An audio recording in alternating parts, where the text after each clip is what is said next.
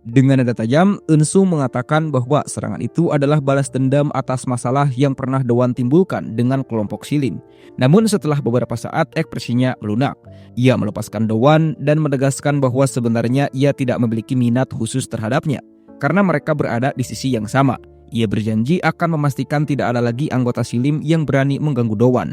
Saat murid-murid lain mulai berdatangan, Do-won akhirnya menghela napas lega.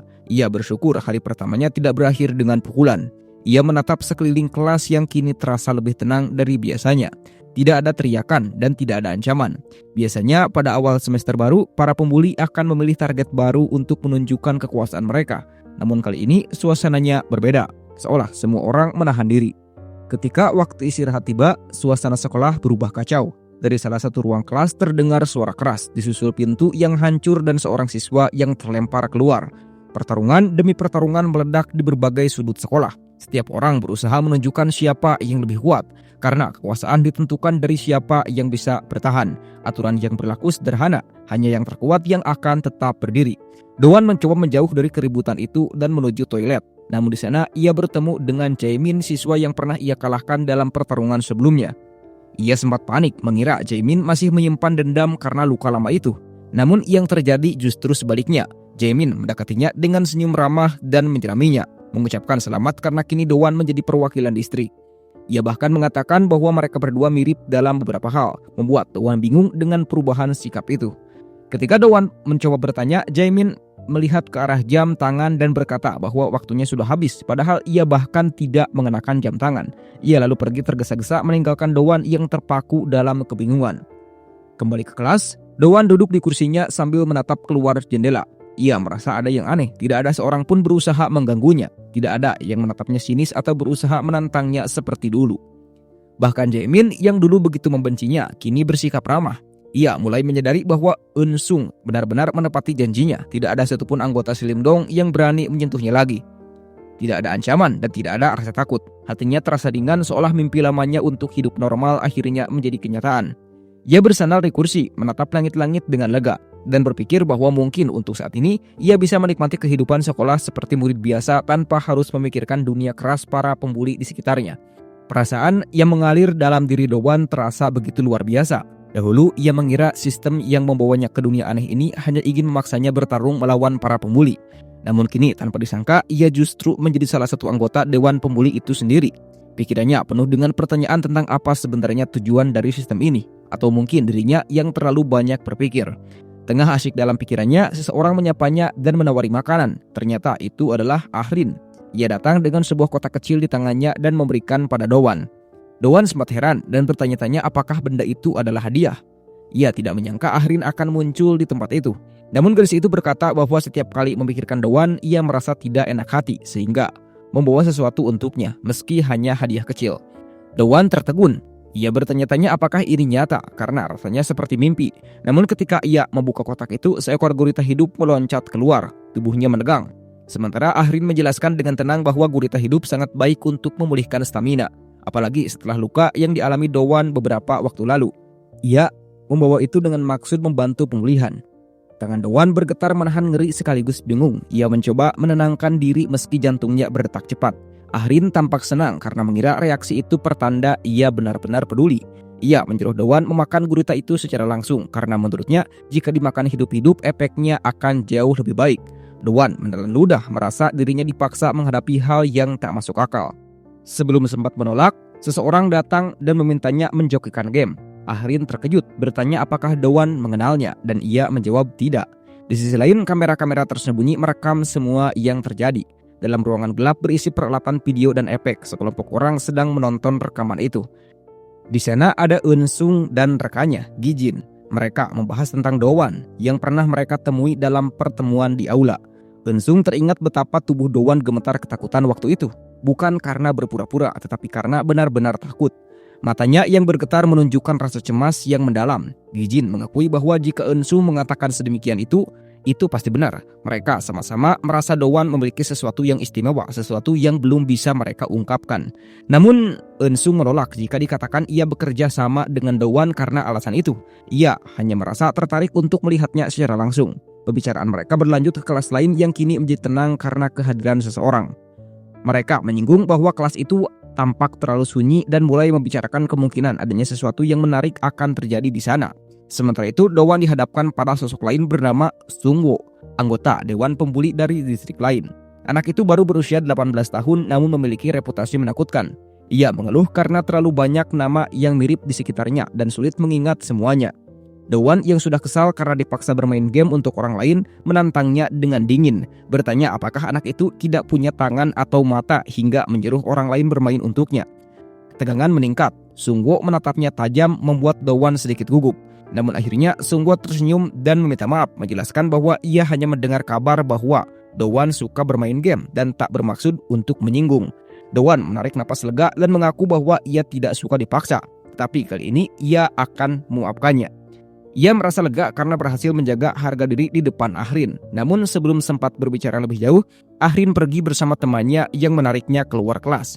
Sementara Do-won hanya bisa menatap punggung mereka dengan sedikit kecewa. Pengumuman sekolah terdengar mempersilahkan murid tahun kedua untuk makan siang, dan Do-won merasa ini kesempatan untuk duduk dekat dengan Ahrin. Ia mulai melangkah tetapi seseorang menahan lengannya. Ternyata itu adalah Jihan. Ketika mereka tiba di kafetaria, suasana di sana berubah tegang. Banyak siswa yang tampak ketakutan melihat Sung-woo masuk. Salah satu siswa kelas 2 mencoba memotong antrean dan menantang Sung-woo dengan sombong. Namun seketika situasi menjadi genting. Di sisi lain, Jihan memperingatkan Do-won agar berhati-hati. Ia menjelaskan bahwa apa yang hampir dilakukan Do-won tadi bisa sangat berbahaya, karena Sung-woo bukan orang sembarangan. Do-won menatapnya bingung dan bertanya-tanya apa maksudnya. Ia memang tidak terlalu mengenal banyak orang di sekolah itu, sebab sepanjang tahun pertamanya, ia hanya sibuk memainkan game untuk orang lain. Baginya, Sung-woo tampak seperti anak biasa. Namun dari cara semua orang bereaksi, jelas ada sesuatu yang lebih dalam dari itu. Jihan terdiam cukup lama, keringat mengalir di wajahnya sementara pikirannya berusaha menyusun kata. Ia menjelaskan bahwa Sung-woo berbeda dari para pembuli lainnya. Anak itu tidak pernah menindas orang tanpa alasan, tidak pula berusaha menjadi pemimpin di kelas atau berlagak seperti penguasa. Sifatnya tenang dan tidak mudah marah tanpa sebab. Namun ada satu hal yang membuat pikirannya kehilangan kendali sepenuhnya, yaitu ketika seseorang berani berada di depannya, melangkahi posisinya. Beberapa saat kemudian, seorang siswa tahun ketiga memandang Sung-woo dengan tatapan menantang. Ucapan kasarnya membuat suasana memanas. Sung-woo menatap balik tanpa banyak bicara, dan dalam sekejap tubuhnya bergerak lebih cepat dari yang bisa diikuti mata. Tinju kerasnya menghantam perut lawannya dengan kekuatan penuh, membuat siswa itu meringkuk kesakitan. Siswa tahun ketiga itu mencoba membalas, namun setiap serangan meleset. Sung-woo menghindar dengan kecepatan luar biasa, seolah tubuhnya sudah terbiasa membaca arah gerakan musuh. Ketika kesempatan datang, ia menghujani wajah lawannya dengan pukulan beruntun. Suara hantaman terdengar jelas di seluruh ruangan, membuat para murid yang menonton terdiam pucat. Tangan lawannya terkulai di lantai, tubuhnya limbung menahan sakit. Dengan dingin Sung-woo memperingatkannya agar tidak berani lagi berdiri di hadapannya. Setelah itu, ia berjalan pergi tanpa menoleh, meninggalkan ketegangan yang menyesakan. Do-won dan Jihan hanya bisa berdiri terpaku. Keringat dingin menetes dari pelipis mereka setelah menyaksikan kejadian itu. Sore hari pun tiba dan keduanya berjalan pulang dalam diam. Pikiran Do-won terus berputar memikirkan apa yang baru saja ia lihat. Ia menyadari bahwa semua itu berawal hanya karena seseorang mencoba menyalip Sung-woo di antrean. Hanya karena hal sepele itu, siswa itu dihajar tanpa ampun. Ia bisa memahami bahwa Sung-woo sangat bangga dengan kecepatannya. Namun sulit membayangkan alasan untuk memukul seseorang sekeras itu hanya demi ego pribadi. Desas-desus yang ia dengar pun mulai teringat. Katanya, dulu saat masih di klub atletik sekolah menengah, Sung-woo pernah mengalami kejadian aneh yang membuatnya menjadi seperti sekarang. Jihan memperingatkan agar Do-won berhati-hati, karena anak itu terlihat tenang tapi bisa berubah brutal bila tersinggung. Meski demikian, Do-won mencoba berpikir positif. Ia merasa selama tidak mengusiknya, semuanya akan berjalan damai. Tahun ajaran ini mungkin akan tenang. Namun harapannya hancur ketika sebuah jendela sistem tiba-tiba muncul di depannya. Di sana tertulis perintah misi untuk berlari menuju Sung-woo dalam waktu 10 menit. Do-won terdiam dengan perasaan campur aduk. Hari yang semula berjalan baik berubah menjadi mimpi buruk. Ia menolak mempercayai kenyataan itu. Namun sistem tidak pernah salah. Jika ia gagal, ia tahu akan ada konsekuensi berat. Ia mulai berlari mencari keberadaan Sung-woo, berharap waktu cukup untuk menuntaskan misi. Tidak lama kemudian, ia menemukan seorang siswa dengan tubuh babak belur, memohon ampun di jalanan.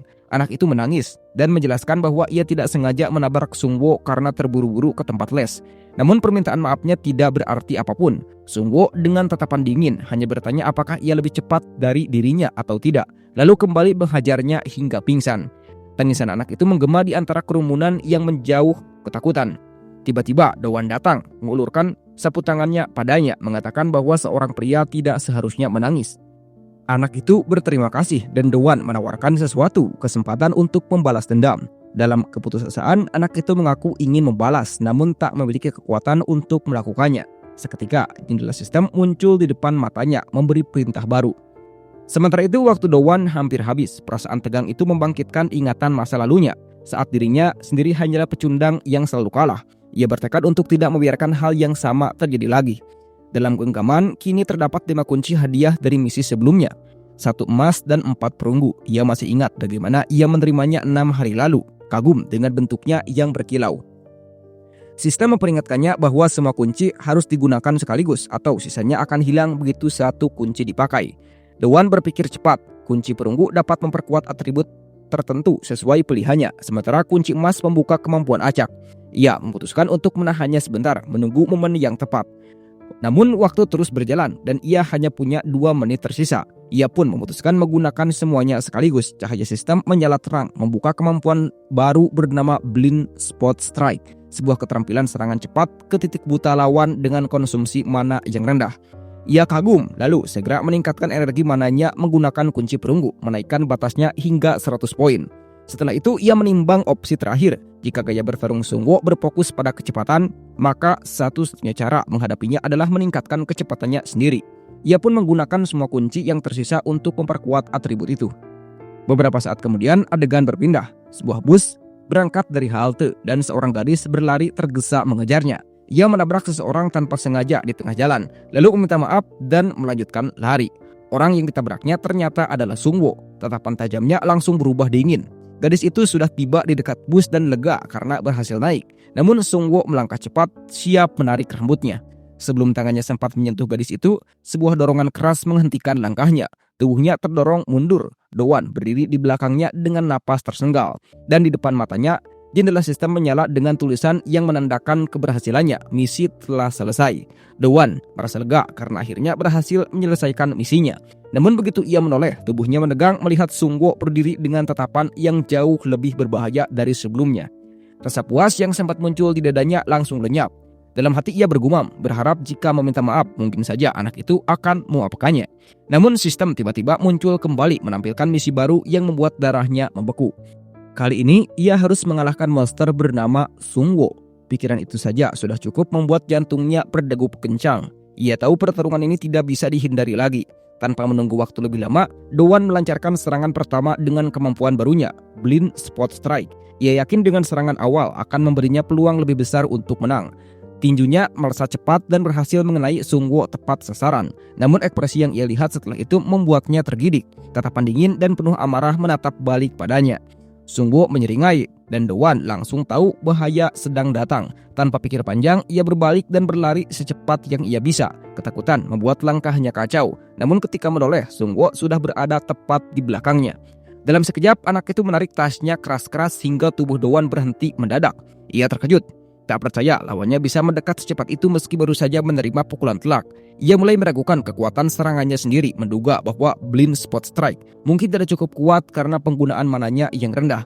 Tapi sebelum sempat ia berpikir lebih jauh, Sungwo sudah bersiap membalas. Dowan mencoba melancarkan lagi serangan beruntun 3 kali, 2 di bagian rusuk dan 1 di leher. Tubuhnya bergerak cepat dan kali ini ia merasa lebih percaya diri. Serangan itu berhasil membuat lawannya sedikit terhuyung. Ia mulai berpikir bahwa kecepatannya benar-benar meningkat dan bahkan sempat mengagumi kalimat yang keluar dari mulutnya sendiri, merasa seperti pahlawan dalam game aksi. Namun Sungwo belum kalah. Napas beratnya berubah menjadi dengusan kesal sebelum ia menjatuhkan tasnya ke tanah dengan suara keras. Dowan sedikit heran mendengar suara benturan yang berat itu, bertanya-tanya benda apa yang disimpan di dalam tas tersebut. Sebelum ia sempat mencari tahu, tubuh Sungwo sudah berada di hadapannya lagi. Dowan berusaha menyerang tapi Sungwo dengan mudah menghindar dan melepaskan pukulan keras ke wajahnya.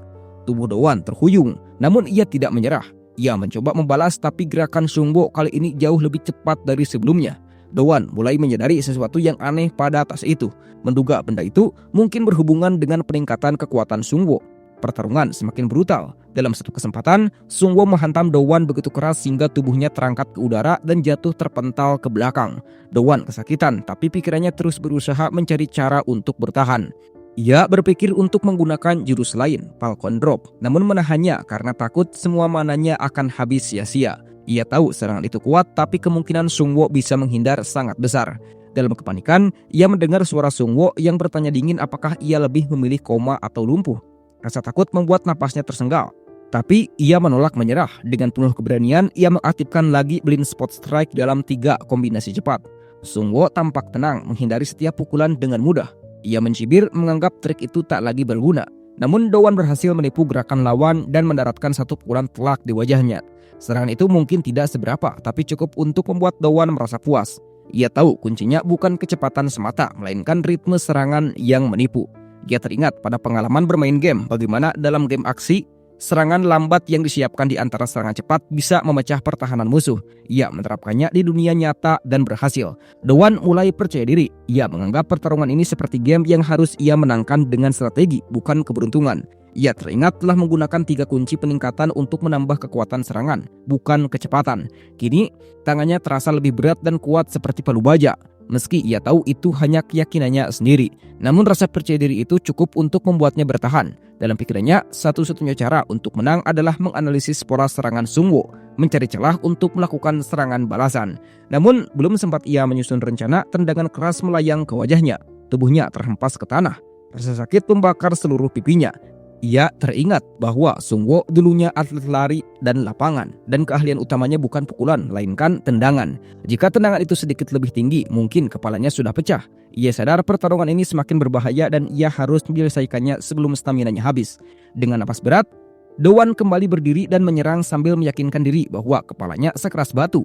Ia mencoba memanfaatkan semua pengalaman yang ia dapat dari game. Namun Sungwo membaca semua gerakannya dengan mudah. Saat Doan mencoba menipu dengan gerakan palsu, Sungwo memblokir pukulan itu dan menangkap tangannya di udara. Doan panik, menyadari lengannya terkunci, dan dalam sekejap tendangan keras menghantam wajahnya lagi. Tubuhnya terpental ke belakang dan Sungwo berdiri di hadapannya dengan napas stabil, menatapnya seperti melihat serangga tak berdaya. Dengan nada datar penuh superioritas, ia menegaskan bahwa tidak ada seorang pun yang bisa menghentikannya sekarang. Doan berbaring di tanah. Kesadarannya hampir pudar, namun pikirannya tetap berputar. Ia tahu jika ia benar-benar seperti game, maka belum waktunya bagi karakternya untuk kalah. Tubuh Doan mulai terguncang hebat ketika batu keras mengguncang dadanya. Rasa sakit menyebar dari dagu hingga ke seluruh tubuhnya, membuatnya nyaris tidak mampu menggerakkan diri. Ia tahu bahwa ia harus bertindak cepat sebelum rasa sakit itu melumpuhkannya sepenuhnya. Pandangannya menangkap sesuatu di kejauhan. Status jendela yang menampilkan keterampilan dan kondisi tubuhnya. Ia sadar bahwa kesehatannya hampir habis, dan pemulihan hanya bisa terjadi ketika ia tertidur. Dengan napas tersenggal, ia menyadari bahwa hanya 2 kali lagi ia bisa menggunakan kemampuan Blind Spot Strike, sebab jumlah mana yang tersisa hanyalah 40. Saat pikirannya berpacu, Sungwo mulai mendekat dengan langkah mantap. Seketika energi biru muncul di sekitar tubuh Doan, pertanda kemampuan spesialnya telah aktif. Sungwo menyerang dengan tendangan bertubi-tubi, membuat satu di antaranya melesat ke udara. Doan menangkis serangan itu dan membalas dengan serangan tepat di titik lemah lawannya menggunakan kemampuan Blind Spot Strike. Ia merasakan kepuasan strateginya ternyata berhasil. Ia menyadari bahwa berbeda dengan teknik Falcon Drop Kick yang hanya bisa diarahkan ke kepala, kemampuan ini tidak menentukan bagian tubuh mana yang akan diserang. Hal itu membuatnya berpikir bahwa mungkin arti sebenarnya dari strike adalah serangan apapun yang dilakukan dengan penuh keyakinan, bukan sekedar gerakan tangan atau ujung jari. Ia menegaskan tekadnya, hanya ada satu kesempatan tersisa untuk menang. Ia berencana menghalangi penglihatan Sungwo. Dengan cepat, Doan meraih bagian pakaian musuhnya dan menutupkan ke wajahnya. Namun Sungwo berhasil menepis dan menendangnya keras hingga tubuh Doan terhempas ke samping. Dalam keadaan terpojok, pandangan Doan jatuh pada sepotong batu bata di dekatnya. Ia menyesal karena tidak menggunakan benda itu sejak awal. Pikiran Sungwo kemudian kembali ke masa lalu, ke hari-hari ketika ambisinya lahir dari rasa takut. Ia adalah anak yang selalu didorong untuk menjadi yang tercepat di ajang atletik sekolah. Setiap kali gagal menjadi juara pertama, ayahnya memukulinya tanpa ampun. Malam-malamnya diisi dengan teriakan dan amarah seorang pria yang tidak bisa menerima posisi kedua. ayahnya sendiri adalah mantan atlet yang pernah selalu menempati peringkat pertama. Namun kecelakaan mobil menghancurkan karirnya dan membuat kedua kakinya lumpuh. Sejak itu, ia memaksa putranya untuk mencapai mimpi yang tak bisa lagi ia raih. Sungwo tumbuh dengan rasa takut dan amarah. Ia berlari setiap malam bahkan setelah sesi latihan usai, menambah beban dengan karung pasir di punggungnya, memaksakan tubuhnya hingga hampir muntah. Namun semua usahanya sia-sia, posisi pertama selalu terasa terlalu jauh. Suatu malam, keputusasaan menuntunnya pada jalan gelap. Ia memanggil rivalnya, juara pertama di perlombaan itu, dengan alasan ingin berbicara. Sebelum lawannya sempat bertanya, piala juara kedua menghantam wajahnya. Sejak malam itu, setiap orang yang lebih cepat atau lebih baik darinya menjadi musuh yang harus ia singkirkan. Ia menanamkan dalam pikirannya bahwa posisi pertama hanya miliknya, dan siapapun yang mencoba merebutnya akan berakhir hancur. Kembali ke masa kini, Sungwo mengingat bagaimana ia pernah membuat seseorang koma dan akhirnya dikeluarkan dari klub atletik. Ayahnya meninggalkannya, hidupnya hancur berantakan, dan ia menyalahkan semua itu pada orang lain. Hanya hukum perlindungan remaja di Korea yang menyelamatkannya dari penjara saat itu. Kini ia kembali berhadapan dengan Do-won dalam pertarungan yang menentukan segalanya. Sementara itu, Do-won mencari celah untuk bertahan. Ia teringat pada hadiah berupa gurita kecil yang pernah diberikan oleh Ahrin. Gurita itu masih ada di tempat persembunyiannya, tepat di rambut Sungwo, setelah ia sembunyikan sebelumnya. Ketika Sungwo dengan jijik melemparkan gurita itu, makhluk kecil itu justru memancarkan tinta dari rambutnya, menutupi penglihatan musuh. Sungwo panik karena tak bisa melihat, sementara Do-won mulai berdiri perlahan, memanfaatkan peluang yang tipis itu. Ia beralih mendekat, tubuhnya dipenuhi cahaya biru dari sisa energinya. Dalam benaknya, ia memikirkan Ahrin yang telah menyelamatkannya secara tak langsung. Dengan seluruh kekuatan yang tersisa, Do-won melompat dan menghantam dagu Sungwo dengan kepalanya sekuat tenaga. Benturan keras itu membuat Sungwo terhempas ke tanah, tak bergerak. Do-won berdiri terhuyung menatap lawannya yang telah jatuh, lalu merasa lega. Ia bergumam bahwa kepalanya ternyata lebih keras daripada batu. Tugasnya selesai dan sistem memberinya hadiah berupa 3 kunci. Do-won tersenyum puas, namun tubuhnya tiba-tiba melemah. Ia melihat bila statusnya, HP-nya hanya tersisa 4. Kesadarannya mulai memudar dan ia menyadari bahwa tubuhnya bisa mati kapan saja jika HP itu mencapai 0. Dengan sisa tenaga, ia segera menggunakan salah satu kunci yang diperolehnya untuk membuka penguat kesehatan. Seketika, HP-nya bertambah menjadi 500 dan tubuhnya kembali stabil. Ia terjatuh ke lantai sambil menghela napas lega, bersyukur karena masih hidup dengan hanya 1 HP tersisa. Do-won menatap ketiga kunci itu dan memutuskan untuk terus memanfaatkannya. Ia menggunakan kunci emas terlebih dahulu, yang membangkitkan kemampuan baru bernama Multiple Strike Destruction. Kekuatan itu membutuhkan 200 mana, sebuah teknik penghancur yang memungkinkan dirinya menyerang berkali-kali dalam satu waktu. Ia merasa puas akhirnya mendapatkan kemampuan yang selama ini ia tunggu. Untuk menyeimbangkannya, ia memakai 1 kunci lagi untuk meningkatkan mananya, hingga tubuhnya terasa lebih kuat dan ringan. Sambil tersenyum tipis, ia berkata bahwa semuanya akhirnya berakhir. Ia selamat dari kematian berkat keberanian dan sedikit keberuntungan dari seekor gurita kecil. Ia menatap makhluk itu dan memutuskan untuk tidak memakannya. Ia akan membawanya pulang sebagai simbol dari hidup yang berhasil ia pertahankan di tengah pertarungan yang nyaris menenggut segalanya. Do-won memandangi gurita di tangannya. Ia tersenyum kecil dan berkata bahwa benda itu akan ia jadikan miliknya karena Ahrin telah memberikannya dengan penuh makna. Ia menamainya Sekusi, nama yang terdengar lucu dan hangat. Namun ketika ia meloleh, gurita itu ternyata sudah hilang. Pencariannya berakhir ketika ia melihat seekor kucing membawa Sekusi di mulutnya. Tanpa berpikir panjang, ia berlari mengejar hewan itu, tetapi kucing itu justru kabur semakin jauh. Ketika akhirnya ia pulang, ia mengadakan semacam upacara kecil untuk Sekusi yang sudah tiada, merasa bersalah karena gagal melindunginya. Ia berbisik meminta maaf pada Ahrin karena tak mampu menjaga pemberian berharga itu. Tidak lama kemudian, ibunya memanggil, menanyakan bagaimana hari pertama di tahun kedua sekolahnya.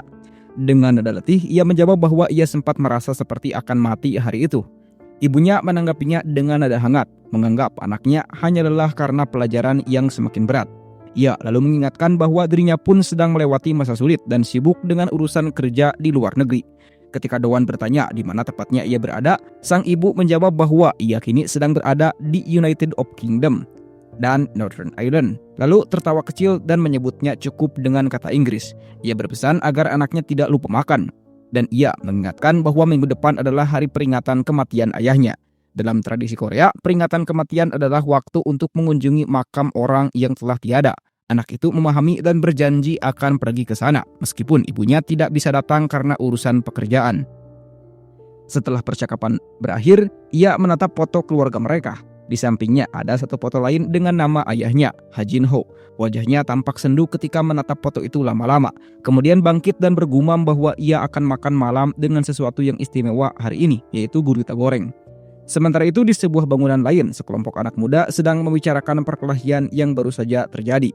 Salah satunya bernama Ji Baek Chang, adalah wakil dari Bong Chong Dong, seorang siswa kelas 2 yang dikenal keras dan tak kenal ampun. Ia memarahi bawahannya karena telah membuat keributan dan memperingatkan agar mereka berhati-hati. Ia sangat membenci kelemahan dan selalu menunjukkan kekuasaan lewat kekerasan. Saat itu, Sung Wo menjadi sasaran kemarahannya. Bak Cheong menendangnya keras hingga tubuhnya menghantam dinding. Ia menghina Sung Wo dengan menyebut bahwa ayahnya telah meninggalkannya dan bahwa mereka hanya menampungnya karena rasa iba. Amarahnya semakin menjadi-jadi hingga ia memukulinya berulang kali, merasa jijik pada orang-orang lemah yang merusak reputasi kelompoknya. Di sisi lain, salah satu pemimpin geng bernama Il Seok mulai mengambil keputusan untuk mengurus situasi itu sendiri. Ia memerintahkan agar anak bernama Do Wan dibawa ke hadapannya. Keesokan harinya di sekolah, Do Wan tampak gelisah karena Sung Wo tidak datang. Ia dan teman-temannya menduga bahwa Sung Wo mungkin sakit atau mungkin tidak berani datang setelah perkelahian terakhir mereka. Do Wan mencoba menenangkan diri dengan berpikir bahwa hidupnya di sekolah ini kini akan berjalan damai setelah menang melawan Sung Wo. Namun ketenangan itu tidak berlangsung lama. Seketika, seorang siswa berlari panik memberitahu bahwa beberapa orang asing telah masuk ke sekolah dan sedang mencari Do Wan. Tidak lama kemudian, sekelompok anak laki-laki masuk ke kelasnya dengan wajah garang. Do Wan mengenali bahwa mereka bukan dari sekolahnya. Pemimpin mereka, Il Seok, memperkenalkan diri dan mengatakan bahwa Do Wan harus ikut dengannya ke Bong Chong Dong. Do Wan menolak, ketakutan mulai menguasai pikirannya. Ia tahu bahwa jika ia pergi mungkin ia tidak akan pernah kembali. Namun ancaman di depan mata membuatnya sulit berpikir jernih. Il Seok penetapnya tajam, memperingatkan bahwa jika ia menolak maka mereka akan membawanya secara paksa. Do Wan menatap sekitar, menyadari bahwa dirinya dikelilingi oleh hampir 10 orang. Rasa panik menyelimuti tubuhnya dan ia mulai berpikir bagaimana cara untuk melarikan diri. Namun sebelum apapun yang terjadi, suara lantang terdengar dari arah pintu. Eun Sung muncul dan menantang kelompok itu. Tanpa banyak bicara, ia langsung melumpuhkan salah satu dari mereka hanya dengan satu tendangan. Tubuh korban terlempar jauh hingga menabrak dinding. Do Wan terpaku, matanya membelalak menyaksikan kekuatan luar biasa itu. Pertarungan pun pecah, beberapa orang mencoba menyerang Eun Sung secara bersamaan. Tetapi satu demi satu tumbang dengan mudah. Setiap pukulannya membawa kekuatan yang cukup untuk membuat lawannya terlempar menabrak kursi, meja, bahkan dinding kelas. Dalam hitungan detik, ruangan itu berubah menjadi arena kacau penuh suara benda berjatuhan dan erangan kesakitan. Do Wan dan temannya hanya bisa mematung, tak percaya dengan apa yang mereka lihat. Ketika semua lawan tergeletak, hanya pemimpin mereka yang tersisa. Wajahnya pucat dan tubuhnya gemetar. Eun Sung maju perlahan, menatapnya dengan tenang namun tajam. Ketegangan di udara begitu kental hingga nyaris menyesakkan dada. Sebelum lawannya sempat bereaksi, Eun Sung sudah berada tepat di depan wajahnya, mengangkat tinju dan menempatkannya di bawah dagu sang pemimpin. Keringat mengalir di wajah lelaki itu, dan seketika seluruh keberaniannya lenyap. Dalam diam, ia menyadari bahwa kekuatan di hadapannya bukanlah sesuatu yang bisa dilawan dengan jumlah atau gengsi, melainkan sesuatu yang jauh lebih berbahaya. Eun Sung tidak membunuhnya, ia menghentikan keributan sejenak dan menunjuk bahwa kini hanya Do Wan yang tersisa, dan ia harus membersihkan kekacauan itu dengan rapi. Ancaman dari Bong Chong Dong tidak akan dibiarkan begitu saja, itulah yang membuat suasana semakin tegang. Do Wan dibimbing pergi ke snack bar bersama Eun Sung, dan di sanalah rasa lega mulai menyusup. Ia memendam ucapan terima kasih karena tahu kini mereka berada di pihak yang sama. Eun Sung tiba-tiba bertanya tentang alasan Do Wan. Bukan soal memukul bully tapi tentang mengapa Do Wan sampai membuat masalah dengan Sung Wo. Do Wan panik dalam hatinya mencari alasan yang meyakinkan karena takut semuanya akan berakhir jika jawaban salah. Ia akhirnya menyebut dirinya sebagai bully hunter. Sebuah jawaban yang membuat Eun Sung menatapnya lama sebelum terkikik mengejek dan mengucapkan selamat jalan. Malam-malam berikutnya, Do Wan sering bermimpi kapan geng Bong Chong Dong akan membalas, tetapi tidak ada yang terjadi sehingga hidupnya kembali ke rutinitas, bermain video game dan menghabiskan waktu di warnet. Suasana warnet berubah hangat ketika dua anak kecil bermain game dan berbincang tentang item langka. Lalu datang seorang gadis membawa ramen yang dipesan Dowan. Ahrin menjelaskan bahwa ia membantu usaha ayahnya di warnet. Dan Dowan langsung membayangkan betapa cocoknya ayah Ahrin sebagai calon mertua bagi seorang gamer pecundang seperti dirinya. Ahrin lantas menawarkan bantuan dan bahkan bercanda soal memberikan barang gratis, membuat Dowan terkejut dan sekaligus senang. Tiba-tiba suasana berubah kacau. Dua anak kecil yang tadi pergi ke toilet kembali panik karena semua item langka dalam akun mereka raib setelah seseorang mengutak-atik ID mereka. Dowan curiga ada aksi pencurian yang sedang berlangsung, dan kecurigaannya terbukti ketika anak kecil itu memohon tolong padanya. Saat itulah sistem memberi Dowan sebuah quest baru, memburu dan mengalahkan para pencuri yang kabur, 4 orang total. Sebagai imbalan perak, dengan petunjuk adanya hadiah tersembunyi juga. Dowan meragukan kemampuannya, bertanya-tanya bagaimana mungkin mengalahkan 4 orang sendirian. Namun sebelum ragu semakin menumpuk, ia melihat para pencuri itu mencoba menjual item curian. Tanpa basa-basi, Dowan menyerang menggunakan blind spot strike dan mendaratkan serangan Falcon Drop yang menghantam kepala salah satu pencuri hingga terkulai. Kekuatan serangannya mengejutkan semua yang ada di sana. Satu persatu lawan terlempar ke dinding dan kursi, sementara anak-anak yang menjadi korban menatap penuh harap. Seketika satu pencuri bangkit kembali dan menantangnya. Dowan tetap tenang dan menegaskan bahwa ia bukan sekedar murid SMA biasa. Ia mengklaim diri sebagai perwakilan bully konsil dari Boramaedong, pernyataan yang membuat musuhnya ragu. Saat mereka mencoba menyerang secara berkelompok, Dowan kembali menekankan bahwa dalam permainan jumlah tidak selalu menentukan kemenangan, lalu melangkah maju menghadapi lawan berikutnya. Meskipun lawan datang silih berganti, Dowan terus menggunakan blind spot strike berulang kali, menghantam perut 2 orang yang menyerangnya sekaligus. Ia menilai para pencuri itu hanyalah sampah yang tidak tahu cara bertarung. Namun di dalam dirinya, ia sadar bahwa dirinya pun masih lemah tanpa skill, dan satu kesalahan saja bisa membuatnya celaka. Dengan langkah kecil yang mantap, Dowan maju terus, sementara rasa takut memaksa para pencuri itu mundur perlahan. Salah satu dari mereka mencoba berteriak agar yang lain tetap melawan, sementara yang lain berusaha menyusun strategi untuk mengepung Dowan. Namun sebelum rencana itu sempat dijalankan, Dowan menegaskan bahwa inilah saatnya membersihkan tempat itu. Seketika ia mengaktifkan skill barunya, Cornering Hands, dan melancarkan multiple strike destruction. Pukulan demi pukulan meluncur cepat, membuat para pencuri tumbang satu persatu hingga ruangan dipenuhi tubuh yang terkapar. Dowan merasakan sensasi yang sama seperti ketika dulu bertarung lawan Sungwo. Semuanya terasa seperti permainan, hanya saja kali ini lebih nyata dan jauh lebih berbahaya. Di tengah keheningan, seorang pencuri yang belum pingsan mulai meratap, memohon ampun dan berjanji tidak akan mencuri lagi. Ia bahkan bersedia mengembalikan semua barang curian. Dowan tertegun karena belum pernah melihat seseorang memohon balas kasihan kepadanya. Dalam hati muncul perasaan aneh, seolah dirinya kini berada di sisi yang gelap. Namun ia tetap menuntut para pencuri itu mengembalikan semua item yang dicuri dan meminta maaf atas perbuatan mereka. Salah satu dari mereka mengiyakan dengan ragu, tapi Dowan belum bisa tenang karena masih ada satu orang yang belum tumbang. Ia berlari mengejar dan menendang pria itu hingga jatuh tersungkur. Quest yang dijalankan akhirnya selesai dan hadiah pun muncul sebagai tanda keberhasilan. Dowan tersenyum kecil, baginya reward memang harus selalu terasa manis. Para pencuri kini berlutut di lantai, menundukkan kepala sambil memohon maaf dan berjanji tidak akan mengulanginya lagi. Anak kecil yang menjadi korban pun memaafkan mereka, membuat para pencuri menangis lega dan bersyukur bisa diberi kesempatan kedua. Dowan memperingatkan mereka agar tidak berbuat hal serupa lagi, karena jika tertangkap konsekuensinya akan jauh lebih buruk. Setelah suasana reda, salah satu pencuri menerima telepon dari seorang bernama Mingyu dan mereka segera pergi terburu-buru. Di sisi lain, Ahrin menghampiri Dowan dengan wajah lega. Ia berterima kasih karena Dowan telah menyelamatkan bisnis keluarganya dari masalah besar. Dowan mengatakan agar mereka tak ragu memanggilnya lagi jika ada masalah serupa di masa depan. Ahrin lalu meminta Dowan menunggu sebentar karena ia ingin membawakannya makanan yang masih hangat. Dowan merasa jantungnya berdebar tak menentu. Ada rona merah di wajahnya bercampur antara canggung dan bahagia. Dalam hati ia menyadari bahwa undangan kecil itu terasa seperti sebuah kencan, hadiah yang tak tertulis dari quest yang baru saja ia selesaikan. Ingatan masa lalu perlahan muncul. Ia kembali teringat pada hari ketika Ahrin pernah dibully 2 gadis gemuk di sekolah dasar. Saat itu seorang anak laki-laki muncul untuk membelanya dan anak itu adalah dirinya sendiri. Ia masih mengingat jelas bagaimana Ahrin yang kala itu gugup dan ketakutan, justru tanpa sengaja memukul perutnya. Momen kecil itu menjadi pertemuan pertama mereka, sesuatu yang diam-diam menanam benih perasaan di hati Dowan. Setelah kejadian itu, Ia selalu menjaga jarak dari Ahrin sampai akhirnya takdir mertemukan mereka kembali di sekolah menengah. Ahrin sudah banyak berubah, meski masih terlihat sedikit malu jika mengingat masa lalunya. Kini ia sibuk membantu ayahnya di warnet. Dengan senyum hangat, ia mengajak Doan menikmati ramen yang baru saja ia siapkan.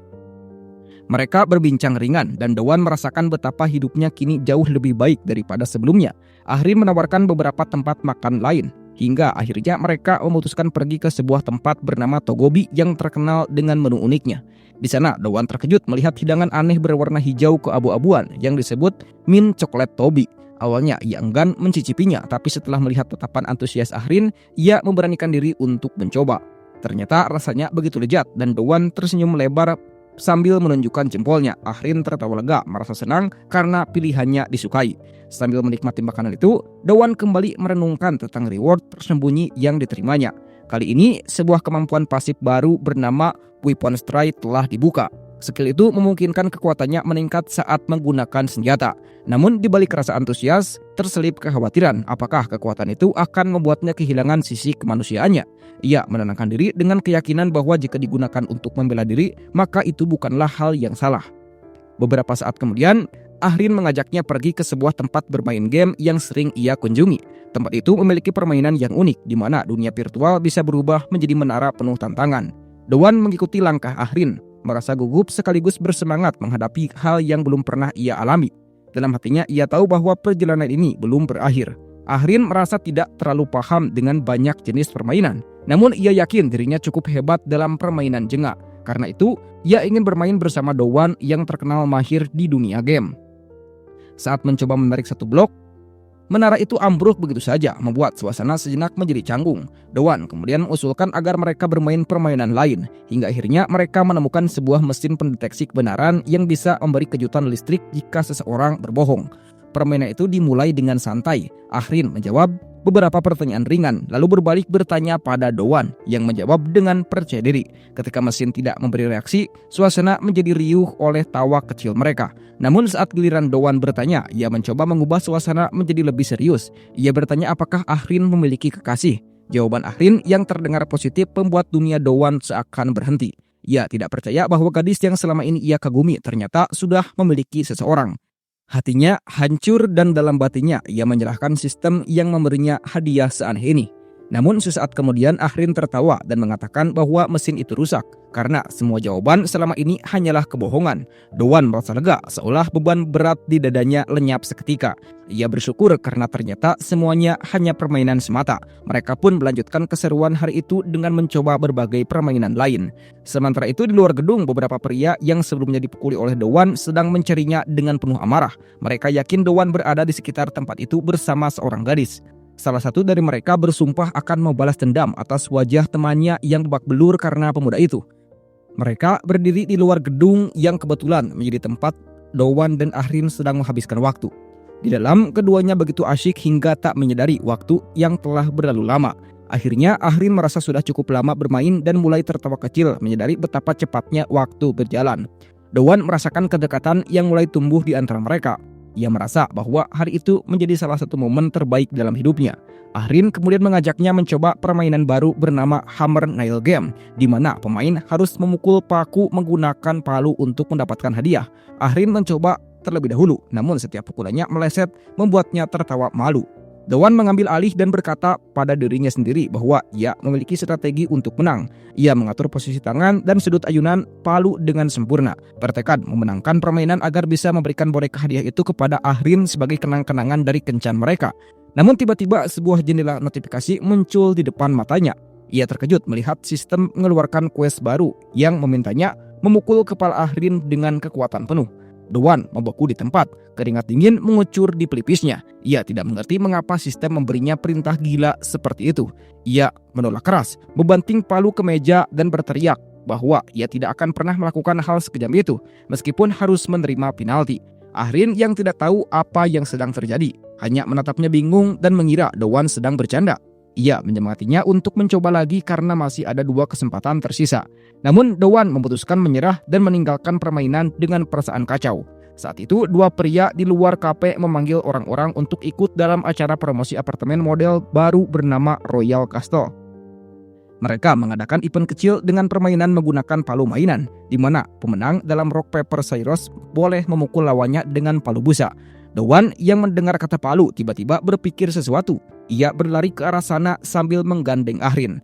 Mereka mendaftar dan ikut serta dalam permainan itu. Saat giliran mereka tiba, keduanya saling berhadapan dan mulai bermain sweet. Dowan menang di ronde pertama dan tanpa sadar menuruti quest yang sebelumnya muncul. Ia memukul kepala Ahrin dengan palu mainan itu, membuat semua orang di sekitar kaget karena suara benturannya begitu keras. Palu yang harusnya lembut malah penyok setelah mengenai kepala Ahrin. Kerumunan terdiam dan Dowan berdiri terpaku dengan wajah pucat. Namun ketika sistem di matanya menampilkan pesan quest komplit, ia sadar bahwa perintah aneh itu ternyata sudah terpenuhi. Sang pembawa acara dengan canggung mengumumkan kemenangannya dan memberikan hadiah kecil. Dowan tidak bisa menikmati kemenangan itu. Ia dipenuhi rasa bersalah, memikirkan bagaimana reaksi Ahrin setelah ini. Saat mereka meninggalkan arena, Ahrin berjalan di depannya dengan kepala sedikit menunduk. Dowan panik membayangkan bahwa gadis itu pasti marah besar. Ia ingin meminta maaf, tapi sebelum sempat berbicara, Ahrin justru tertawa keras. Ia mengatakan bahwa kejadian tadi begitu lucu dan belum pernah ada yang memukulnya sekeras itu dengan suara sekeras tadi. Dowan masih bingung, namun merasa lega mendengar tawa itu. Ia meminta maaf berulang kali dan bahkan menawarkan pipinya untuk dipukul balik, tapi Ahrin menolak. Ia mengatakan tidak merasa sakit sama sekali dan justru menikmati waktunya hari itu. Tidak lama kemudian, ia menerima telepon dari ayahnya yang memintanya kembali ke warnet, sehingga ia berpamitan pada Dowan sambil mengucapkan terima kasih atas hari yang menyenangkan. Dowan berdiri di sana dengan wajah merah dan hati berdebar. Ia tidak menyangka hari yang awalnya biasa saja bisa berakhir seindah ini. Saat ia melambaikan tangan dan hendak pergi, sebuah tangan tiba-tiba menepuk bahunya dari belakang. Seorang pria bertopi menatapnya tajam dan menyebutkan bahwa ia telah menemukan orang yang ia cari. Pria berjaket putih yang tadi siang memukuli juniornya. Dowan segera menyadari bahwa bahaya baru akan segera dimulai. Dowan menatap pria bertopi di depannya sambil mencoba memahami maksud ucapannya. Ia menyadari bahwa orang itu sedang membicarakan para pencuri yang sempat ia kalahkan sebelumnya. Dari nada suaranya jelas bahwa pria itu datang untuk menuntut balas. Namun Dowan tahu dirinya dalam kondisi buruk. Semua energi dan mana sudah habis digunakan saat pertarungan sebelumnya. Ia sadar jika harus bertarung lagi sekarang, hasilnya pasti kekalahan.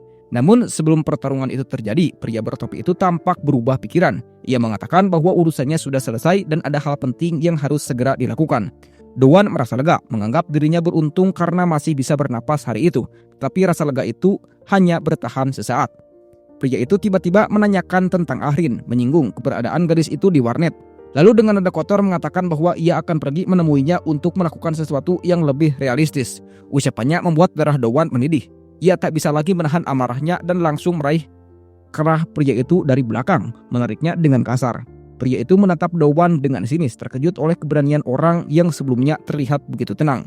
Amarah yang menumpuk di dalam tubuh Dowan memicu sesuatu di dalam dirinya. Sistem dalam tubuhnya aktif, menandakan kemampuan tersembunyinya bangkit karena emosi yang tak terkendali. Nama musuhnya kini muncul di depan matanya, Sun Mingyu, pemain yang telah memprovokasi dan menantangnya untuk bertarung. Mereka pun bergerak ke sebuah gang sempit tempat pertarungan akan dimulai.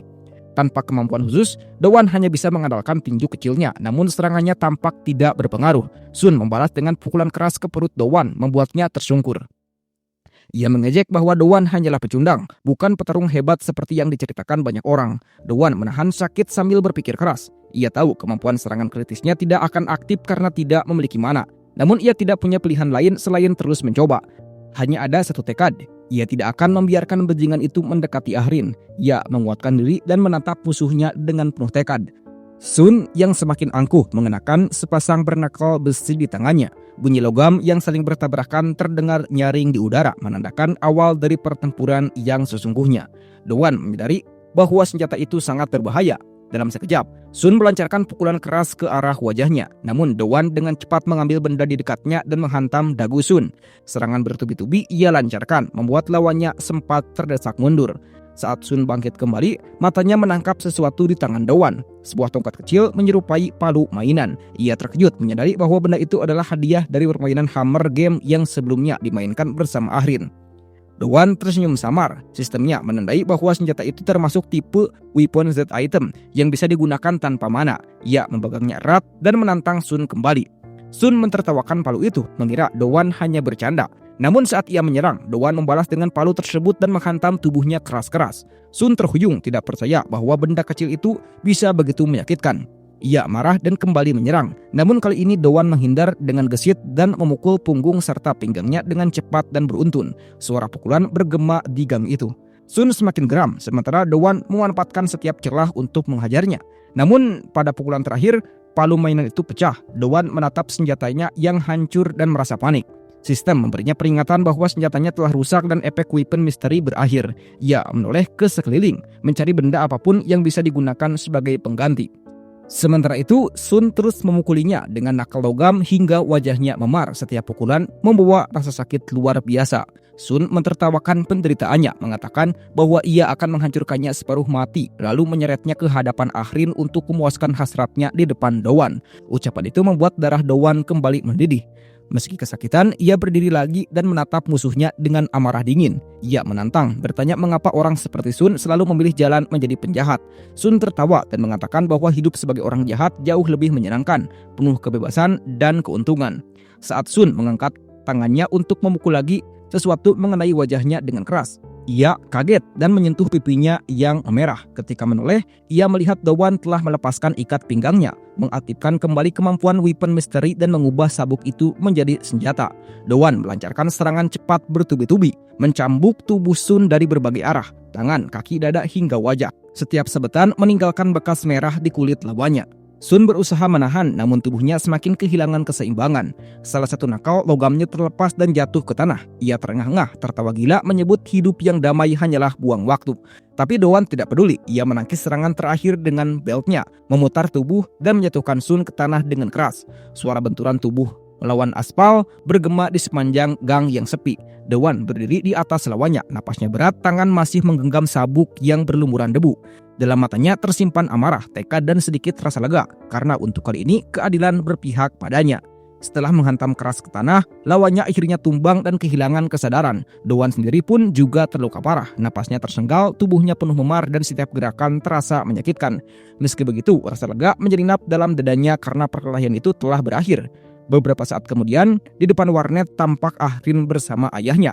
Lelaki paruh baya itu meminta maaf pada putrinya karena merasa seharusnya Ahrin fokus pada pendidikan, bukan membantu dirinya bekerja. Namun gadis itu hanya tersenyum dan mengatakan bahwa semuanya baik-baik saja. Ia bahkan meminta ayahnya untuk memberikan makanan, dan dengan wajah penuh kasih, sang ayah menuruti permintaan itu. Doan yang melihat mereka dari kejauhan merasakan kehangatan di dadanya. Ia berpikir bahwa hubungan ayah dan anak itu sangat indah dan bersyukur karena hari ini tidak ada hal buruk yang terjadi. Ia pun memutuskan untuk pulang. Sesampainya di rumah, Doan kembali berterima kasih karena masih hidup. Ia merasa hari itu nyawanya benar-benar berada di ujung tanduk. Setelah mandi dan menenangkan diri, pikirannya melayang pada ucapan musuhnya sebelumnya, bahwa hidup dengan cara baik dan lembut hanyalah buang-buang waktu. Doan tidak sempat menjawab saat itu, dan kini ia bertanya-tanya bagaimana ayahnya dulu menghadapi orang seperti itu. Namun ia segera menyingkirkan pikiran itu dan memilih membuka sistem hadiahnya. Ia mendapatkan 5 kunci perunggu sebagai hadiah karena berhasil mengalahkan lawan tersebut. Dari sana, ia menyadari sesuatu. Dalam dunia ini, ia tidak akan pernah tahu kapan atau di mana perkelahian akan muncul. Membawa kunci-kunci itu tanpa tujuan hanyalah tindakan bodoh karena bisa membahayakan dirinya sendiri. Maka ia memutuskan untuk menginvestasikan kunci-kunci itu pada atribut tubuhnya. 3 kunci ia gunakan untuk meningkatkan kecepatan, sementara 2 lainnya ia bagi pada pertahanan. Kini kekuatannya mencapai 31, pertahanannya 21, kelincahannya 31, dan semangatnya hanya 1. Ia sempat berpikir untuk tidak menambah nilai semangat karena belum memahami sepenuhnya apa fungsi dari atribut tersebut. Setelah itu, sistem memberinya hadiah tambahan, sebuah misi bernama Hammer Down Quest sebagai hasil dari kejadian ketika ia memukul kepala Ahrin dengan palu mainan. Dalam misi itu, sistem memberinya sebuah peta ruang bawah tanah. Doan sempat bingung mengira bahwa sistem telah melakukan kesalahan karena yang ia lihat hanyalah brosur penjualan apartemen. Namun setelah diperhatikan lebih seksama, ia sadar bahwa gambar di dalamnya menyerupai peta dang neon. Lebih mengejutkan lagi, gedung dalam brosur itu masih dalam tahap pembangunan, yang berarti lokasi konstruksi itu mungkin benar-benar dungeon yang akan terbuka 5 hari lagi. Sistem kemudian memberitahunya bahwa untuk memasuki dungeon, setidaknya harus ada 1 atau 2 anggota dalam tim. Doan mulai menyadari bahwa misi ini tidak sesederhana kelihatannya. Jika sistem menyuruhnya membentuk tim, itu berarti tingkat kesulitannya tinggi. Ia memutuskan untuk tidak melakukannya karena terlalu berbahaya. Namun sistem segera menampilkan peringatan bahwa jika ia menolak, maka akan ada penalti. Doan hanya bisa tersenyum getir. Tidak terlalu terkejut dengan hal itu, ia mencoba mencari cara keluar dari situasi itu dan berpikir bahwa ia masih punya satu teman yang bisa ia andalkan, seseorang yang cukup kuat untuk membantunya. Sayangnya, ketika ia besoknya menemui Eun-sung, pria itu menolak dengan alasan sudah memiliki rencana lain hari itu. Doan terkejut dan memohon, namun Eun-sung tetap menolak, menegaskan bahwa dirinya bukan pion yang bisa digerakkan sesuka hati. Doan merasa putus asa dan berpikir keras siapa lagi yang bisa ia ajak. Ketika sedang termenung, Jihan menghampirinya dan bertanya apakah ia baik-baik saja. Doan sempat berpikir untuk mengajaknya, tapi segera mengurungkan niat itu. Ia tahu Jihan masih sangat lemah dan sering menjadi korban bullying. Membawanya ke tempat berbahaya hanya akan membuat keadaan semakin buruk. Ia akhirnya memutuskan untuk tidak melibatkan siapapun. Hari itu, ia makan siang dengan lesu dan setelah pulang sekolah, pikirannya terus berputar mencari solusi. Saat berjalan di jalanan sore yang ramai, tiba-tiba Sion muncul di hadapannya dan menanyakan kemana ia hendak pergi. Gadis itu menjelaskan bahwa ia tidak memiliki nomor Doan, jadi memilih mencarinya secara langsung. Doan heran mengira gadis itu akan menegurnya karena suatu hal besar, tapi Sion hanya mengatakan bahwa ia belum memperkenalkan Doan sebagai perwakilan baru kepada beberapa orang penting. Doan terkejut mendengarnya dan mencoba menolak dengan alasan tidak cocok memegang peran itu, tapi Sion memaksanya untuk ikut. Dalam perjalanan, ia membayangkan situasi yang akan terjadi. Dirinya berdiri di tengah kerumunan, dihormati layaknya seorang pemimpin geng, dan semua orang menunduk padanya. Namun begitu tiba di tempat pertemuan, kenyataannya jauh berbeda. Ia memperkenalkan diri dengan gugup dan berusaha menjaga sikap. Namun suasana segera berubah tegang saat Kang Sehun muncul. Kang tersenyum sinis dan mengejek Doan sebagai pemimpin palsu yang hanya pandai bicara. Doan merasa darahnya mendidih, melepaskan tasnya dan menantangnya balik. Mereka saling menatap dengan api kebencian lama. Kang mengungkit kekalahan sebelumnya, menuduh Doan curang karena mematahkan tulang hidungnya. Doan justru menantang untuk bertarung kembali. Namun sebelum semuanya meledak, Sion menegur keras dan memerintahkan keduanya duduk diam. Mereka pun duduk dengan wajah kesal, sementara suasana mulai tenang. Salah satu anggota tim mentertawakan mereka, menganggap lucu bagaimana dua orang itu tunduk pada gadis Sion. Gadis itu lalu menjelaskan bahwa alasan mereka berkumpul hari itu adalah untuk bertukar nomor kontak karena suatu saat nanti semua perwakilan wilayah pasti akan bertemu. Salah satu pria di sana mengatakan bahwa ia sudah lama ingin melihat Doan secara langsung. Doan memperhatikannya dengan curiga dan bertanya-tanya siapa sebenarnya orang itu. Ketika melihat sekeliling, ia sadar bahwa semua perwakilan dari Boramaedong sudah hadir. Ia sempat bertanya-tanya mengapa jumlah orang yang hadir tidak sebanyak yang dibicarakan di rapat sebelumnya. Karena menurut kabar, seharusnya ada 100 orang anggota dewan. Sion hanya mengangguk pelan dan mengatakan bahwa ia benar. Pertemuan besar itu masih menunggu waktu. Seorang pria menjelaskan bahwa sebelumnya telah terjadi kecelakaan yang menyebabkan perwakilan lama mereka keluar dari dewan. Kang yang sedari tadi kesal memotong pembicaraan dan mengatakan bahwa tidak perlu menjelaskan lebih jauh pada orang baru seperti Doan. Sion kemudian menengahi, mengatakan bahwa pertemuan hari itu hanya untuk saling memperkenalkan diri antar anggota. Ia memperkenalkan dirinya sebagai murid kelas 2 SMA dan perwakilan dari Asosiasi Boramaedong. Setelah itu, ia memperkenalkan seorang murid kelas 1 bernama Shin Se-hee yang merupakan anggota dari Bomdong. Shin menyambut Doan dengan ramah, mengatakan bahwa ia tak sabar untuk bekerja sama dengannya. Doan terkejut mendengar nama dan usia mereka, tidak menyangka bahwa orang-orang ini ternyata masih begitu muda. Shin kemudian menjelaskan bahwa Kang adalah wakil dari Boramaedong, murid kelas 2 yang memiliki posisi cukup penting dalam kelompok tersebut. Kang menatap sinis sambil mengatakan bahwa jika bukan karena Doan, posisi perwakilan itu seharusnya sudah menjadi miliknya.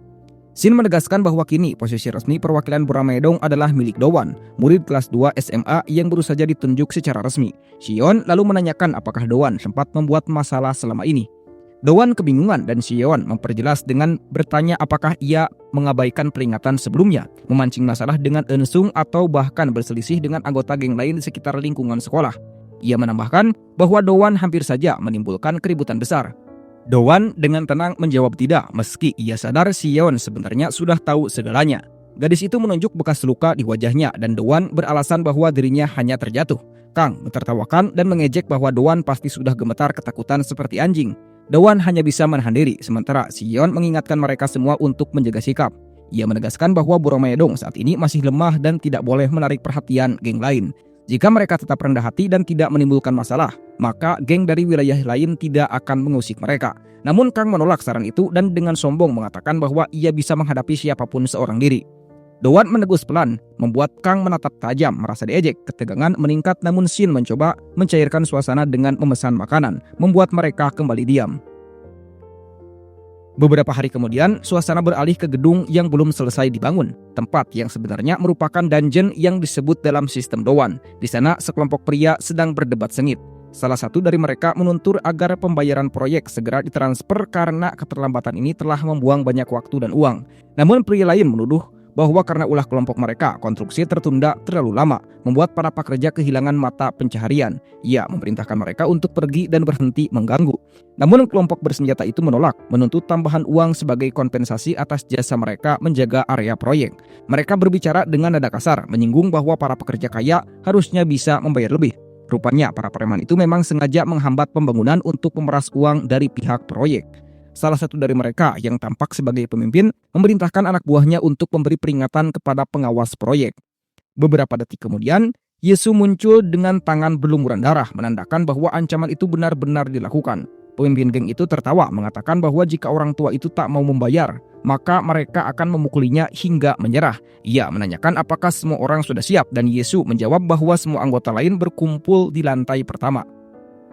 Pemimpin geng itu kemudian menyebut nama Doan dan Eun-sung dengan nada benci. Ia mengatakan bahwa kedua orang itu pernah mengalahkan beberapa anak buah mereka dan kini adalah waktu yang tepat untuk membalas dendam dengan menyerang wilayah Buramaedong. Ia memberi aba-aba untuk bersiap.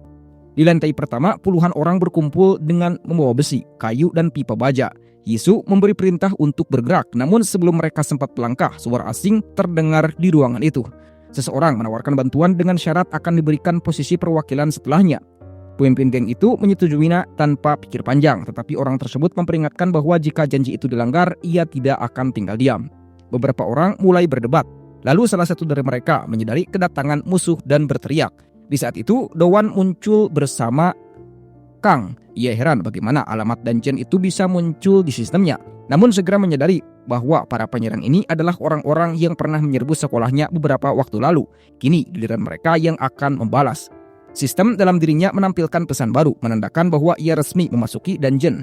Adegan kembali mundur ke masa sebelumnya saat Doan berbicara dengan Kang. Awalnya Kang enggan membantu dan menganggap ide Doan konyol. Namun setelah diyakinkan bahwa ia akan diberi posisi perwakilan jika membantu, Kang akhirnya setuju. Kini di masa kini mereka berdua berada di tengah-tengah kekacauan yang nyata. Ketika perkelahian dimulai, salah satu penyerang mencoba menghantam Kang dari belakang dengan tongkat kayu, tetapi tongkat itu justru patah ketika saat menyentuh lehernya. Penyerang itu terkejut dan mulai gemetar ketakutan. Kang hanya menatap dingin lalu mencengkram leher pria itu dan mengangkatnya ke udara dengan satu tangan sebelum melemparkannya ke arah dua musuh lain yang mencoba menyerang.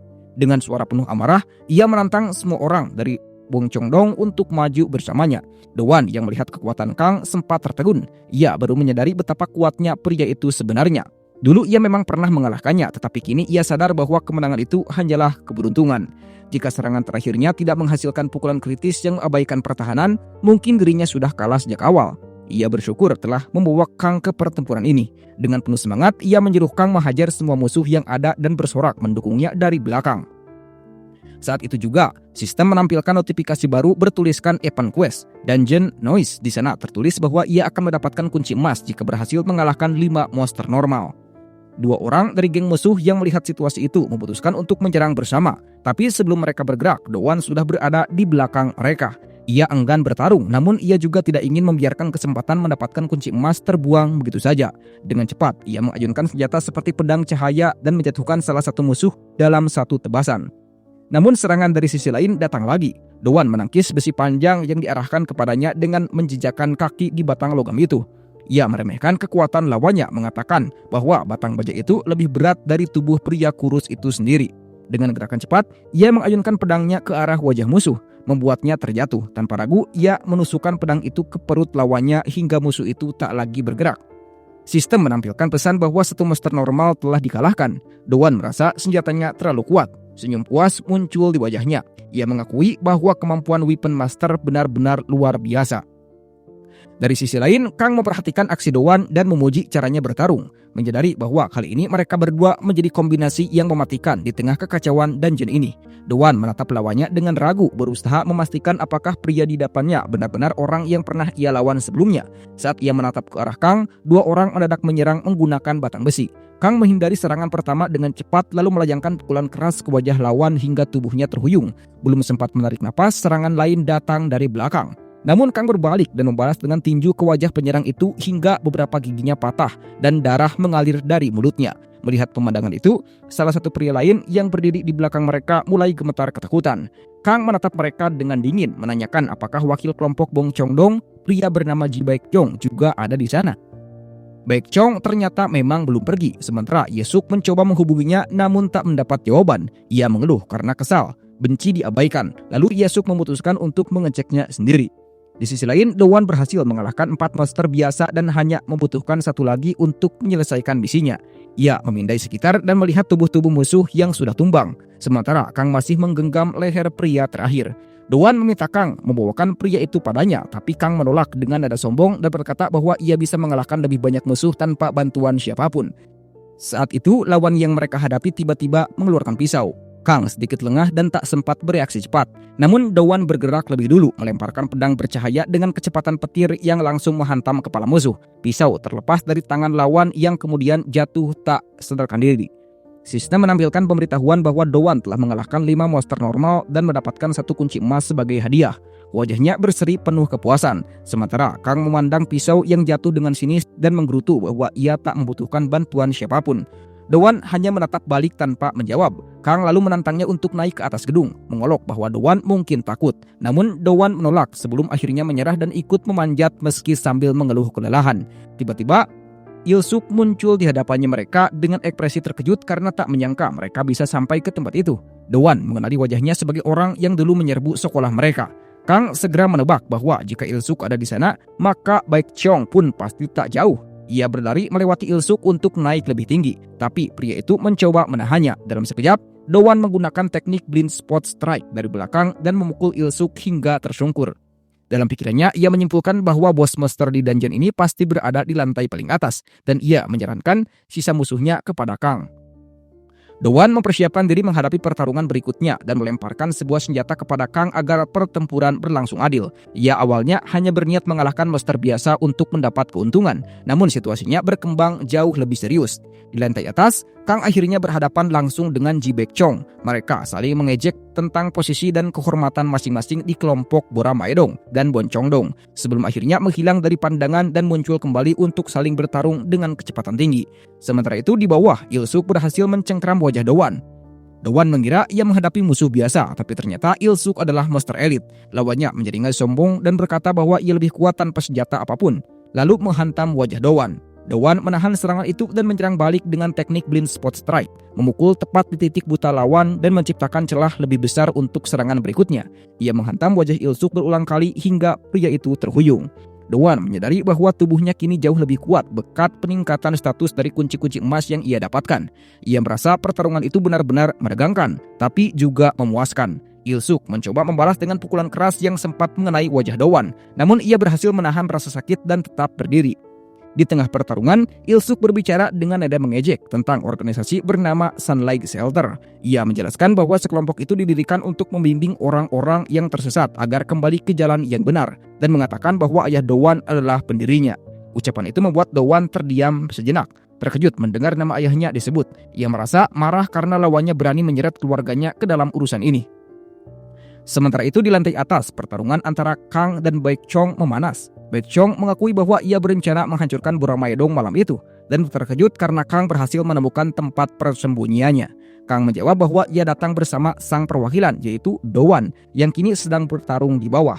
Baekjong merasa situasi justru menguntungkan baginya karena bisa menyingkirkan 2 orang penting sekaligus. Pertarungan mereka berlangsung brutal. Baekjong menendang perut Kang dan mencoba menjatuhkannya. Namun Kang membalas dengan mencengkram kakinya dan melemparkannya jauh. Ia mengaku sudah menyingkirkan semua anak buah Baekjong di lantai bawah, menyisakan hanya Ilsuk yang kini dihadapi Doan. Mereka saling serang tanpa ampun. Tinju dan tendangan bergantian menghantam tubuh masing-masing hingga udara terasa berat oleh suara benturan. Baekjeong sempat melancarkan serangan lutut ke wajah Kang hingga hidungnya berdarah, namun Kang tetap berdiri mengusap darah itu sambil tersenyum dingin. Ia mengejek bahwa lawannya hanya mengandalkan trik kotor. Sementara Baekjeong membalas bahwa ia menggunakan teknik tingkat tinggi dan pertarungan ini sebenarnya sudah berakhir sejak lama. Namun Kang menolak tunduk, menatap lurus ke arah musuhnya dengan tekad yang tak tergoyahkan, menandai bahwa duel mematikan itu baru saja dimulai. Ketika Kang mendengar bahwa wakilnya telah ditinggalkan dan dianggap sudah kalah, ia terdiam sejenak lalu menolak mempercayainya. Baginya, wakil mereka memang lemah tetapi tidak sampai titik di mana ia bisa dikalahkan oleh seseorang seperti itu. Di sisi lain, Baekjeong justru mentertawakan keyakinan itu. Ia menjelaskan bahwa jika Kang tahu siapa sebenarnya Il-suk, maka ucapan itu tak akan pernah keluar dari mulutnya. Sementara itu, di bawah, Doan melancarkan serangan mematikan. Ia menghantam perut Il-suk dengan teknik blind spot strike, lalu menambahkan pukulan keras ke wajahnya. Namun Baekjeong yang menyaksikan pertarungan itu berkata bahwa sebanyak apapun Doan memukul lawannya, hal itu tidak akan memberi pengaruh apapun. Doan terus menyerang tanpa henti, namun Baekjeong menegaskan bahwa tak peduli seberapa keras serangannya, lawannya tak akan tumbang. Doan memutuskan untuk menggunakan skin Falcon Drop berharap satu serangan kuat bisa mengakhirinya, tapi Baekjeong menyatakan hal yang sama. Lawan itu tidak akan kalah, berapa lama pun pertempuran berlangsung. Doan mulai menyadari sesuatu yang aneh. Lawannya seperti memiliki stamina tanpa batas, bangkit setiap kali dijatuhkan seolah tubuhnya menolak menyerah. Pikiran itu membuat Doan terkejut dan marah. Ia merasa tak masuk akal, karena sudah menghantam berkali-kali namun tidak ada hasil. Ia berniat mengakhiri semuanya dengan satu jurus pamungkas, Multi Strike Destruction, dan segera mempersiapkan energi untuk mengaktifkannya. Namun sebelum jurus itu benar-benar keluar, pukulan keras mengenai wajahnya, menggagalkan proses aktivasi. Sistem dalam tubuhnya membatalkan penggunaan skill itu, dan Il-suk segera memanfaatkan celah dengan menahan tubuh Doan lalu menghantamnya bertubi-tubi. Doan mencoba membalas dengan serangan blind spot strike, tetapi kali ini gerakannya melambat. Il-suk dengan mudah menghindar dan menyerang balik. Tinju keras mendarat di perut Doan, membuat napasnya kembali tersenggal. Ia mendengar ejekan lawannya yang menyebutnya terlalu bersemangat hanya karena nama ayahnya disebut. Il-suk mengatakan bahwa ia merasa kasihan pada ayah Doan, seorang pria yang mati dengan keyakinan telah membimbing orang-orang menuju kebaikan, sementara anaknya sendiri malah menjadi bagian dari dewan yang busuk. Kata-kata itu menyalakan kemarahan dalam diri Doan. Ia merasa darahnya mendidih karena keluarganya dihinakan. Il-suk terus berbicara seolah menekan luka lama. Ia menyebut bahwa di surga ayah Doan pasti sedang kecewa melihat putranya menjadi seperti ini. Doan hanya mampu berteriak agar musuh itu berhenti bicara. Namun Il-suk tidak peduli. Ia malah mengatakan bahwa hidup ayah Doan hanyalah kehidupan sia-sia yang diakhiri dengan penyesalan. Tinju Il-suk kembali menghantam wajah Doan. Namun kali ini sesuatu berubah. Doan tetap berdiri, tatapannya tajam dan penuh amarah. Dalam kepalanya, kilasan masa lalu kembali muncul. Ia teringat momen ketika mendapatkan kunci emas yang membuka skill baru. Dengan gerakan cepat, ia mencengkram kerah Il-suk dan membanting tubuhnya ke tanah menggunakan kekuatan penuh. Skill itu bernama Stun Smash, jurus yang dulunya hanya ia kenal dari permainan yang sering ia mainkan bersama ayahnya semasa kecil. Ingatan masa kecilnya muncul begitu nyata. Ia melihat dirinya yang masih kecil, duduk di depan layar bersama ayahnya, memainkan game bernama Stun Slam. Dalam game itu, seorang satria berjuang menyelamatkan seorang putri dari pasukan iblis abadi. Setiap kali ia kalah, sang satria selalu bangkit lagi, mencoba menaklukkan kastil iblis meski berulang kali mati di tengah jalan. Ayahnya selalu mengatakan bahwa akan selalu ada cara untuk menang, selama ia tidak menyerah. Saat itu, Doan kecil selalu berkata bahwa ia akan terus mencoba sampai bisa menang, tidak peduli seberapa kali pun ia gagal. Ingatan itu membawa kekuatan baru pada dirinya. Saat ia menghantam tubuh Il-suk ke tanah, ia berteriak agar musuh itu menghormati batasan. Namun Il-suk belum kalah. Dalam keadaan terluka, ia masih bisa bergerak, menarik kaki Doan dan menjatuhkannya. Doan terkejut melihatnya masih mampu berdiri, seolah tubuhnya bukan milik manusia. Ia bertanya-tanya dari apa tubuh itu terbentuk hingga bisa menahan begitu banyak serangan. Sementara itu di atas, Kang dan Baekjeong bertarung sengit. Kang sempat menjatuhkan beberapa pukulan kuat, namun Baekjeong dengan cekatan membalikan keadaan. Ia bertumpu pada kedua tangan melakukan handstand lalu menendang wajah Kang. Mereka saling menghina satu sama lain, memperdebatkan makna menjadi seorang wakil dan tanggung jawab pada rekan mereka. Bagi Baekjeong, perbedaan antar kelompok membuat mereka tak perlu peduli dengan nasib orang lain, sedangkan Kang menuduhnya pengecut yang tak setia pada bawahannya. Pertarungan di bawah terus berlanjut. Il-suk menghantam Doan lagi hingga tubuhnya terpental. Ia mengatakan bahwa tenaga Doan sudah habis dan tak ada gunanya melawan. Namun Doan bangkit kembali dengan tatapan keras kepala. Ia merasa bahwa bukan hanya Il-suk yang bisa terus berdiri setelah jatuh, sekuat tenaganya yang tersisa. ia kembali melancarkan pukulan ke arah lawannya meski tahu kekuatannya sudah menipis. Il-suk mencemooh dengan nada dingin. Ia menyebut bahwa baik Do-won maupun ayahnya sama-sama tidak sadar bahwa semua usaha mereka sia-sia. Tinju-tinjunya kembali menghantam Do-won bertubi-tubi, membuat darah mengalir dari sudut bibirnya. Namun dalam pikirannya, Do-won kembali mendengar suara ayahnya, suara lembut yang dulu berkata bahwa tidak ada musuh yang mustahil dikalahkan jika ia terus berusaha. Ia teringat janji masa kecilnya untuk tidak menyerah sampai berhasil menang. Dengan sisa tenaga terakhir, Do-won melancarkan satu pukulan terakhir. Saat itu, sistem dalam tubuhnya mendeteksi aktivasi otomatis dari skill serangan kritis. Tinju itu berubah menjadi pukulan yang sangat kuat, hingga menghantam wajah Il-suk dan membuat darah muncrat dari mulutnya. Tubuh Il-suk terpental jauh, terhuyung sambil menahan diri agar tidak jatuh. Do-won menatapnya dengan napas terengah. Ia berkata bahwa sehebat apapun seseorang, mereka tetap manusia, bukan dewa. Namun Il-suk masih belum mengaku kalah. Ia melangkah maju mengejek bahwa bahkan pukulan terakhir Do-won pun tak berarti apa-apa.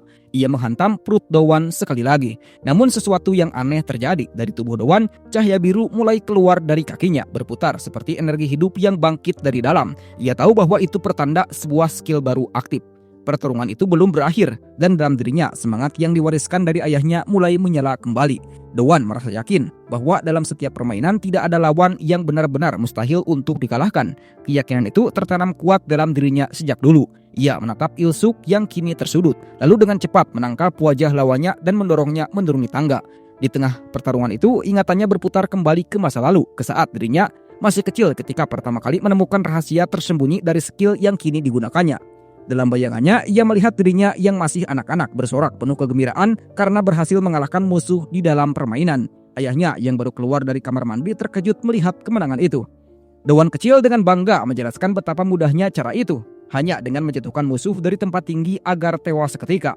Dari situlah ia memahami fungsi sebenarnya dari skill stun slam, kekuatan yang hanya aktif saat musuh jatuh dari udara dan menciptakan efek pukulan mematikan ketika menghantam tanah. Kembali ke masa kini, tubuh Il-suk terlempar keras ke lantai dengan suara benturan yang menggema.